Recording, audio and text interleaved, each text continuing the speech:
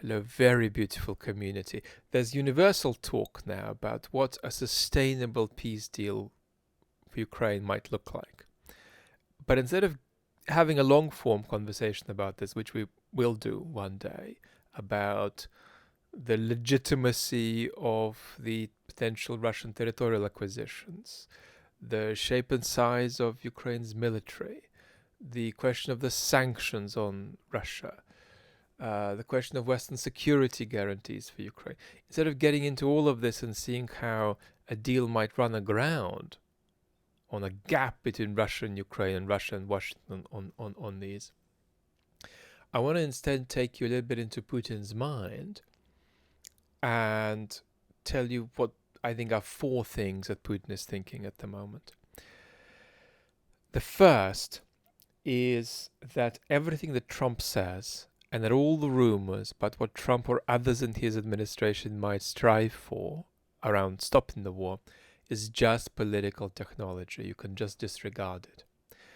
Putin is very big on speech being political technology, and he even regards some of the sincere speech of Western politicians as being political technology when it isn't. So he's just going to be disregarding and unworried in this direction. The second thing he is thinking is that a lot depends on whether Trump can gain a kind of autonomy he never had in his first term. Putin has an analysis of Trump's first term, which is actually accurate, that Trump failed to form an elite around him. And right now Putin's feeling, if this happens again, then anything that's too positive and constructive for my goals, Putin's goals, is probably going to be unrealistic. But if it doesn't happen again and Trump is able to act with a greater independence, then I could get some juicy stuff. It's the second thing he's thinking. I think the third thing he is thinking is, how can I win the war via a peace deal? How can I get a peace deal that helps me win the war?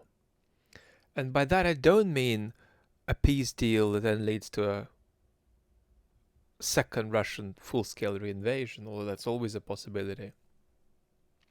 I just mean that Putin is thinking, can I gain a good degree of political control over Ukraine, or alternatively make Ukraine ungovernable following the peace deal? And can I insert into the peace deal elements that are likely to make Ukraine either ungovernable or come under my control without territorial invasion deeper into Ukraine?